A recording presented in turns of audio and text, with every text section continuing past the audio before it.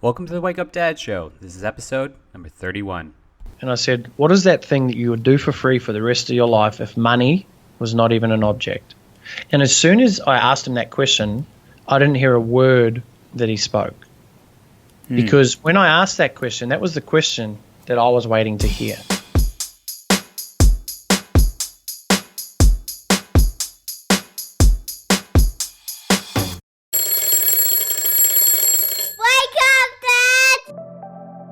Are you confused and overwhelmed about your role in all the craziness that is being a dad? Are you struggling to create the life you hope for? Are you looking for other dads to share your struggles and your triumphs? Or do you just need help waking up in the morning? Join your host, Dr. Scott Vatcher, as he explores the amazing and sometimes crazy world of being a dad. This is the Wake Up Dad Show. Hey Dad, and welcome to another episode of the Wake Up Dad Show. This show is dedicated to you, the dad who wants more. More success, time, health, fitness, connection, passion, and all-around awesomeness. I'm your host, Dr. Scott, and on today's episode I have an amazing guest with me. His name is Brett Campbell.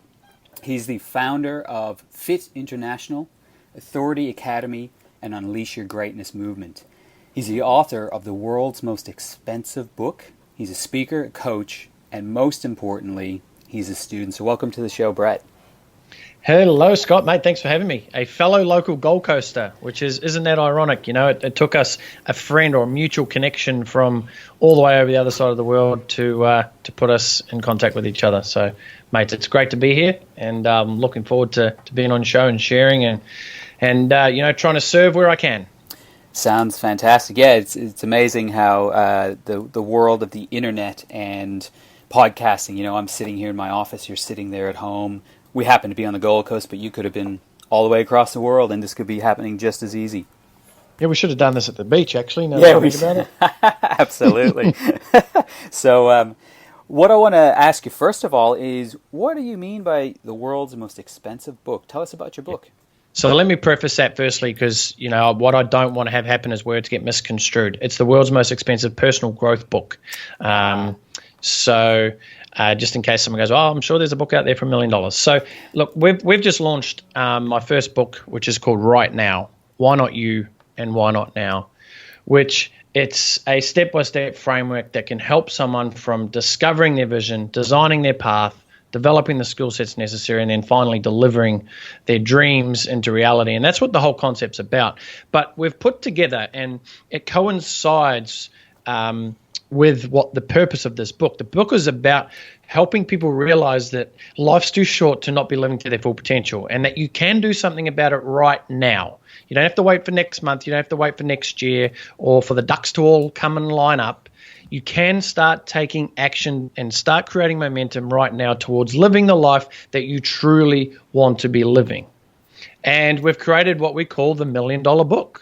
And interestingly enough, we've just been, as of today, this morning, this has been picked up by 230 media outlets around the world. We're getting people reaching out to us like hotcakes here. And the purpose behind that was, if I'm being totally honest, was number one is how do I cut through the clutter of all other, what you would say, quote unquote, self-help books. Okay, because for me and I love what your show's about, your 5 Ps, the purpose, power, parenting, provide, and passion. For me, my purpose and my passion is so strong that I'll do whatever I can or whatever I need to do to get the message out there to people. And I know for a fact, and we're already starting to see it start happening, is by offering this $1 million book along with some amazing unprecedented bonuses to the lucky person who picks up the book. Things such as, I'll name a couple for you. Imagine what your ideal, what the perfect life could look like. A 12-month luxury mansion rental here on the Gold Coast. You get your 12-month private personal trainer, personal chef. You get a luxury car, Ferrari, Lamborghini for the year. You get a private masseuse. There's the ultimate Bali immersion experience. There's so many things that we've packaged up in this thing to make it, and it really coincides with and is congruent with the message of the book is living to your full potential and making the most of every opportunity we have. So let me get this right. So is it an actual book with extras, or is it like a package of like this is the dream life, like this is it? So the limited edition book holds the keys to unlocking what we call the treasure chest of a once-in-a-lifetime opportunity and experiences. So to unlock that experience, there is a book that you must purchase for $1 million US. Yes. Now, okay. of course, that's going to be for a very rare person. The book is available for, from a book perspective, if someone just wanted to pick up a copy, for $9.95 right now during our launch phase. But we've created what we call, and if you go, you can check out the website, and we've got many different book bundles, right? So what we wanted to do was not just provide one book. We wanted to give people opportunities to experience certain other experience. So we've got a $1 million book here. We've also got a $200,000 book bonus where someone could pick up, several copies, that's 1,000 copies of the book, along with another experience that they can unlock by picking up that bundle. That's great. So you got the buy-in at $9.95, and then the levels up from there. So that is, I must admit, a truly unique situation that you've created. I love it. It is, and the funny thing was with this, Scott, is I'm working with some people who have been in this game for a long time, right? I'm being totally honest, transparent. This is my first actual book that I've written, so this is all new territory to me. But I've been marketing, I've been in business, especially in the online world for some time, and I know how to generate buzz. I know how to create fans, leads, customers, etc. into our businesses, but. And this is where I think it comes back to really knowing, and when you're connected to that passion, when you're connected to that purpose, that you will go above and beyond, and you'll do certain things that other people won't do. I've had everyone I've actually told this to, there's only been one person out of probably about 20 people I've actually expressed this concept to who didn't really like it.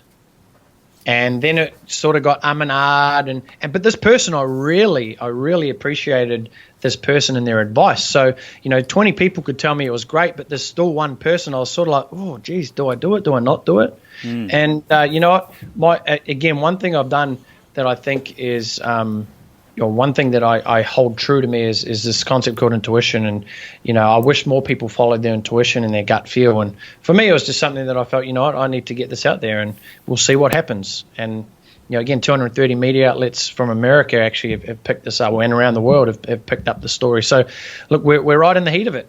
We're right in the heat of it. That's an amazing achievement there, to get 230 different outlets to get on board. So, I mean, that alone, as far as a business achievement, is fantastic. Regardless. Yeah, I'm talking outlets like Yahoo, Yahoo Finance, that has 78 million hits a day on their website. So some really big publications have picked it up. Why? Because it's different. It's unique. I could have sat there and go, okay, so I've got this book. I've got a great audience personally, and I'll sell thousands of copies of the book. But it's not about selling thousands of copies. For me, it's about getting this message out to as many people's ears as I possibly can. And if this is one avenue that can help me, jump up a couple of stairs a little bit quicker, then that's entirely, the route I'll certainly take every day of the week. And so you did mention a website. What is that website? So if you go to brettcampbell.net/book, so BRETT campbell.net/book, go check it out. We've got literally from one copy up to tens to 1,000 copies. But as you see, it the bundles get obviously a lot more exciting as that scales up. And this is another lesson I think for everyone. Doesn't matter if you're in your own business at all, but it's that concept of allowing yourself to dream bigger. Right now, most people would go, why would I put $1 million book? No one's going to buy this for $1 million. Right? Mm-hmm. But it's like, I truly do believe that, hey, someone could potentially pick this purchase up. Yep. So we're ready. We are ready to execute on that. So, it's not just I had an idea and go, I wonder what will happen and we'll see. Right? I mean, I'm confident that we could sell this book for $1 million. Yeah, I'm confident too, and I can't wait to hear when it happens. So you mentioned about the idea of looking from, like, am I getting that, like, your big message, like we'll call it P number one, purpose. So like your purpose behind this message is to go from, or to help people go from dreams to reality. And it's because life is too short. It is. I had a tragic instance happen to me in my life. Dear friend of mine passed away. The circumstances and the story that led up to that was just, it was so surreal that it was just meant to be. I'll give you the real quick snapshot of it. Basically, 8 years ago, I moved from New Zealand where I grew up, and I moved to Australia to start a new life in search of myself, in search of what's this purpose? What's this thing that Brett Campbell's put on this planet to do? Right? I've always known within inside of myself that I was destined for something greater, but I didn't know what that actually was. I couldn't put a finger on it, right? I didn't have an understanding, and I had no one in my circle of influence at that stage who was really motivational in the sense and who could guide me along this journey. So I thought, I have to go this alone. Jumped on an airplane, moved to Australia, and my friend at the time, she just got diagnosed with breast cancer. And I wasn't there, so I didn't really get to experience the entire reality of that. So she went through the breast cancer, she had her surgery, she went through chemotherapy, and she came out the other end perfectly fine. Everything was great. A couple of years later, she got a headache, went to the doctors, found out she had brain cancer. It was at that time where I thought, oh, geez, this is starting to get pretty serious, So I jumped on an airplane, I flew over, and I actually went to chemotherapy with her. I went into a session with her because I wanted to. I was like, I want to go and see what you're actually experiencing. I want to be a part of this there for you. And look, I just shared this a little bit earlier actually as well, and it's this is the second time I've ever shared this. But I was sitting in this room with about 20 patients all hooked up to chemotherapy, and I'd never seen such a happy bunch of people. It was surreal. Everyone was joking around. Everyone was having fun. And I mean, I don't know what it is. Maybe it's that when death faces you in the mirror, front on, maybe your outlook just changes. And I didn't really understand the capacity of it. I was very humbled though, and it made me feel very grateful about the life that I'd been able to create. Because at the time we'd built a fitness company, helped hundreds of thousands of people literally around the world. Got over 45,000 clients, customers that we serve. And on the outside, I thought, life looked very successful, but on the inside, I felt like it wasn't. This was just a bit of a wake-up call to that. Anyhow, I jumped on a plane, came back home, and she was nearing the end of chemotherapy, and I rang up her husband and said, hey, look, I'm thinking about coming over. When can I come and see you guys? He goes, a few weeks. She's coming out of the hospital. She'll be home on Tuesday. And this was a Thursday night. I said, cool, I'll jump off, book my ticket now for a few weeks. Jumped off and went to book my ticket, and then this overwhelming feeling of intuition again, that feeling I talked about a little bit earlier, that gut feel came over me, and I realized that I shouldn't book this ticket. So I got back on the phone and said, hey, look, I can't come over in a few weeks. And I said, I'm going to come over on Tuesday. He goes, oh, okay, well, if you can, that's fine, cool. So Tuesday I flew over, get to their house Wednesday morning, and he's walking down the driveway to meet me. He just lets me know that she had a bit of a rough night last night, had hard time sleeping. I said, that's cool. Walked inside, sat down beside her, and realized, I sat down beside her and held her hand, and it was literally like ice cold. And I held on for a few more moments, and her eyes opened really wide, and I could see in her eyes, like for a moment, all the pain that she was feeling just totally dissipated. And she whispered into my ear, and she goes, Brett, thank you so much for coming. And 3 hours later, she passed away in front of us. I was like, what the? Like, I couldn't really fathom what had just happened. And then it was 7 days later, I was on the plane on the way home, and I was sitting there on the plane and reminiscing on all the conversations I had over the few days of people going, wow, Brett, everything must be great. You're doing so well. You're helping all these people. You're building a great business, et cetera, et cetera. But on the inside, I didn't feel like I was that successful. I felt like I was still incomplete. I felt like I'd felt my entire life where I had not truly found or connected with that thing that I was meant to be doing on this planet, and I just broke down in tears. I was sitting on the plane breaking down, and it it wasn't breaking down because of her passing. I'd been mourning that entire week, so that wasn't the reason as to why this happened. I was sitting there and I was like, wow, what if this was me in 6 months? What if this was me actually in 12 months? What if I only had 2 years, 3 years, 5 years left to live? Would I be happy looking back if I stayed on the same path? Could I look at myself and say, Brett, you lived to your full potential. You chased your dreams every single day. And I couldn't at that time. On the outside, it looked like I could, but internally I couldn't. And that's where I was sitting on the plane, and I came to the question of, okay, what is it that you really want to do? And for me, that was that enlightening moment, I guess you would say, where I really connected this thing that I knew I'd wanted to serve hundreds of thousands, millions of people around the world. I always had visions of standing on front of stages in front of thousands of people. But I put that down to, as I was growing up, is I just wanted to be an actor, or I wanted to, just make people laugh, and because it was the feeling that I felt when I seen someone light up in front of me.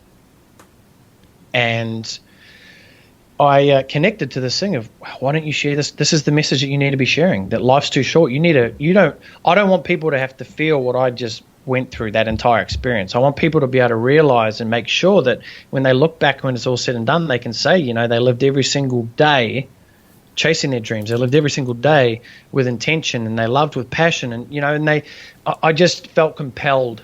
I was pulled from within to actually do it. And the question came to me, well, first thing, the roadblock jumped up and go, why, who's going to want to listen to you? Why you? But then I flipped it around and I was like, why not me? Why can't it be me? And there's the title of your book. And the next question was, when should I do it? And I was like, well, what's stopping me from doing it now? Why wait next week, next month, next year? And then I said, well, why not now? And you're right, that's where the title of the book, Right Now. Why not you, and why not now? That's where it came from. That's quite an amazing story. So thank you, first of all, for sharing that. And, I just want to circle back on a few things that you mentioned there, saying, when you met these people in chemotherapy, and they were happy, and they, when death is staring you in the face, that there's a different perspective that happens. And, life is all about perspective. No matter where you are in your life, it's all about how you view that. And you mentioned it can be a real wake-up call. And that's really where the name of this podcast came from, Wake Up Dad, is because I want my mission with this Wake Up Dad movement is to help dads wake up, to help them to go from unconscious to conscious, to basically a lot of the same things that you're talking about, which is really awesome. And I think the big question is, what do you really want to do? And that's a question that probably a lot of people can't answer. Here's a question I like to frame it. And this actually happened. I was walking down I remember this vividly, the 7th hole at Palmer Gold Coast. I was walking down the golf course, and I was asking a friend of mine at the time, who we were playing golf, every Monday and Friday. We'd take Monday, Fridays off. We would play golf for the entire year. And nice. I asked him a question because he was going through a bit of a transition in his own life. He's a father of 3 young kids. Had a very successful business, went bankrupt, starting again, and doing what he knew best. But no, I knew that wasn't the thing that he really wanted to do. And I just asked him this question, and I said, what is that thing that you would do for free for the rest of your life if money was not even an object? And as soon as I asked him that question, I didn't hear a word that he spoke. Because when I asked that question, that was the question that I was waiting to hear. But then I followed up by saying, so what would you do for free for the rest of your life if money wasn't an object? But more importantly, what would you no longer be doing?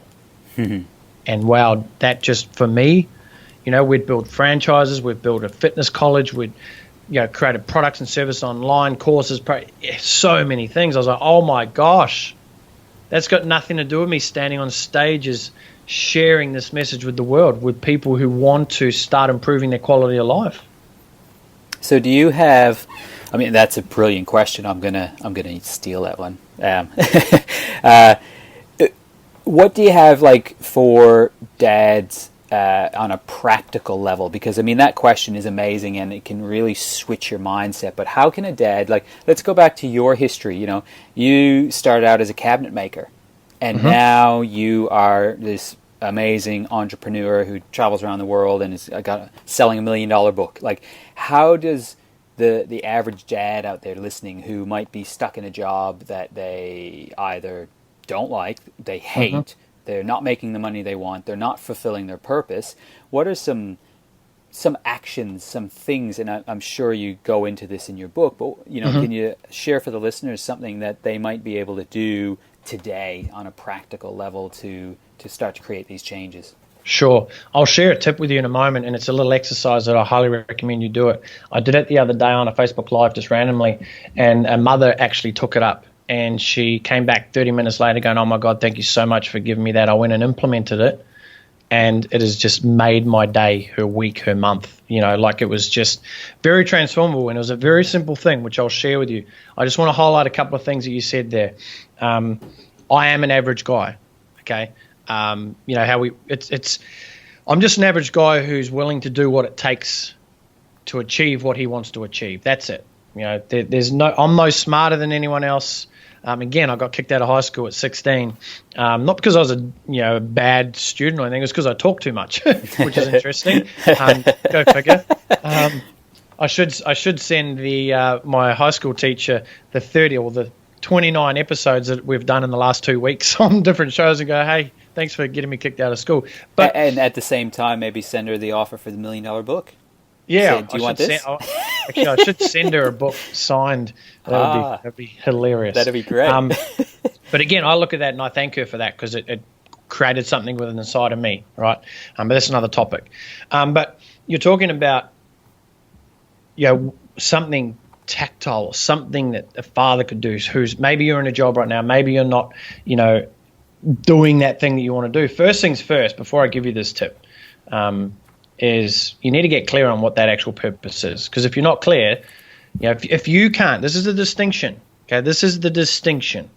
If you cannot stand on Oprah Winfrey's couch, jumping up and down, screaming from the top of your lungs, saying, "This is exactly what I'm meant to be doing on this planet," if you can't do that, then that's not what you need to be doing. For me, I will stand on Oprah's couch and I will scream on the back of my lungs. I will do backflips, twists, anything you tell me to do on that couch, because I'm so congruently aligned with what it is that I truly want to be doing that it doesn't become hard. It's not a hard thing. So I think the majority of people out there are not allowing themselves or giving themselves permission to firstly uncover, which we call discover their true passion. The second thing they must do is strategically start intentionally designing the life that you truly want to live, right? And here's where I can throw in a tip. If you want to, and this is something that I highly recommend you do, is sit down, get a book, get a blank piece of paper, and write down how you want your child or children, what would you want them to say about you? If someone interviewed your children, what do you want your children to say about you? And then check in with yourself and go, are you being congruent with that? Are you being congruent with that? And majority of, sometimes I know what it's like. I'm not a father per se myself, but I know enough about human psychology and emotional intelligence to understand relationships and how they can work better. So if you want a better relationship, you need to work at creating a better relationship. Here's a very easy thing that I want to put a challenge out to everyone listening. When you get home today or during lunch or whenever you're listening to this, when you next see your child, I want you to greet your child, talk to your child, be around your child as the 2.0 version of you. Okay? But first things first, you must uncover what is that 2.0 version. What would super dad look like? How would I need to speak to my children? How would I need to listen? What would I need to do? Right? It's really about uncovering what does that look like and then going to execute on it. I shared this the other day, like I said on a live, and a lady on there, she goes, "Yep, I'm going to go and do it." And she actually sat down. She goes, "Wow, I can't believe it. I sat down, picked up her daughter from school. They got home. She didn't have the music on in the car, so her daughter just started talking about her school day. And then her daughter goes, 'Mummy, I miss us doing that.' And she realized that, oh my gosh, I used to pick up my children and always ask them about their day. But all of a sudden, something must have happened, or whatever the case, and then all of a sudden the routine of radio being on in the car happened. So it's just being more aware of what you're doing, and is it congruent, right? We're not perfect. No one's perfect at this stuff. That's so true. And I've got a saying that I use, and it's really increased more and more in my life as I'm doing more and more getting out there in the world as well. It's like done beats perfect. And done is better than perfect, 100%. Perfect is actually a myth. It's never going to happen. And I think that's what stops a lot of people is they say, okay, when things are perfect, I'll move forward on this. Or, I might have this dream of creating this type of business or whatever, but I need to wait until the kids are older. I need to wait until I'm making more money. I need to this, that, the other thing. And, what I'm getting from you is your message is now. That's your whole book. Right now. Right now. Because procrastination is a killer, literally, of dreams, of lives, of families. 100%. 100%. You're talking to the right person about and that. I love that, what do you want your children to say about you next? And it's come up in a few other episodes recently that I've recorded as well, as, taking that another sort of step further is to make sure, ask your kids as well, right? Like, you have a vision of what super dad looks like, but your kids have a version of what super dad looks like too. And exactly. It's probably a mixture of both that's going to really create that magic. Yeah. And here's another tip for all the fathers and men out there is ask your partner what her favorite sex position is. Ask her what gets her off better. Seriously. Take the manhood ego down for a moment and just go, hey, what is it that you love the best? And give her more of that. Like it's the principle you can use in anything. Yeah. Oh, absolutely. That's absolutely, P number 5, passion. That's where it's at, right? And that is the thing that, interestingly enough, with most dads that I've gotten on the show through the early childhood years, is that the passion gets lost more than anything else. Passion and power. We tend to get a bit fatter and a bit lazier. And, we've got to be able to step up that game and create some changes. So I want to hear a little bit more about your Unleash Your Greatness movement. Can you tell me about that? Sure. So the Unleash Your Greatness movement ties into this concept of the right now, why not you, why not now? So the book process about life's too short to not be living to our full potential, and that there is a strategy, there is a way, there are steps, there are processes that you can start taking right now to create momentum towards moving towards the life you truly want to live. And I'm here as a messenger. All I want to do is shine a spotlight down on people and go, hey, just to let you know, life's still ticking away, and I just want to remind you, if you're not living to your fullest potential right now, or you are not being proud of the person you are, if you were to look back at the end of the day when you're laying in bed, you go, geez, how did I operate today? Was I the 2.0 version, or was I the 1.0 version, or was I the 0.2 version? And if so, we go, cool, well, how do we actually become the best version of ourselves? And I think that's for me, it's been the quest of my entire life. When I look at it, it's been the quest for my entire life, and it will be until the day I pass. And you mentioned it just then. It's a day-to-day process. This is something we should be looking at day to day, because some days, we all have some days that are just magic. They're just amazing, and other days that just suck. We all have that. I don't care who you are. I don't care what you say. If you say that you don't have days that suck, you're lying. I don't care. But the key is to transition from more days of the magic and less days of the suck. Of course, or train your brain so that when those sucky days do come up, instead of being roadblocked and derailed for 2 weeks, you're only derailed for a day, and you take it for what it is and you move on. Absolutely. And you can do that by having daily practices, making sure, each day is different. You go to bed after a sucky day, wake up the next day, get back into that routine of the things that are going to help you to become who you want to be. So with your book, how's it broken up just give us a little bit more details, because we're going to obviously put the link to your book on our Sure. site. Is it is there obviously chapters, and is then there to-do exercises in there? Is it more theoretical?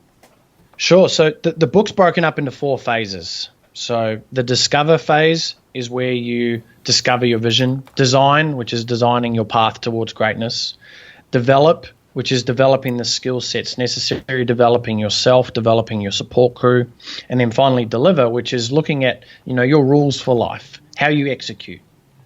So it's broken up into a step-by-step process. Why? Because everything I do, whether it be in business in the Authority Academy, where we teach and help business owners grow their business, it needs to be done in this is where you currently are, this is what we need to work on, and this is where we need to go, right?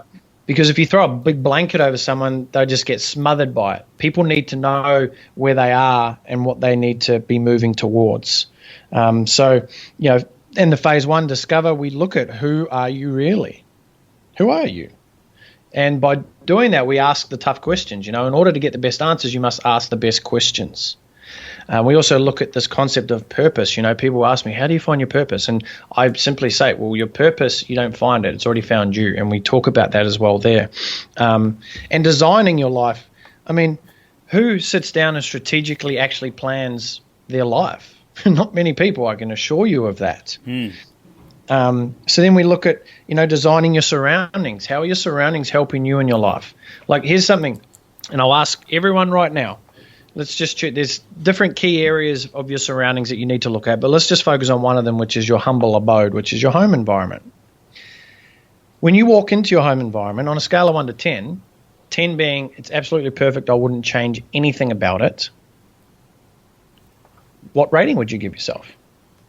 Now, if you're walking into your home, and most people I've asked this, they'll sit around maybe a 6 or a 7, and that's the sort of area that's very dangerous, because it's enough to be able to live with, but it's not enough to make you cause action to do something about it.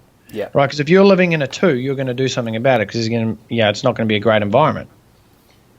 So we look at, how do you intentionally design the surroundings? Now, if we want to tie this back into fatherhood, if you're going home to an environment that you give a 6 out of 10 with, and you're trying to be the 2.0 version father of yourself, look at the trade-offs there.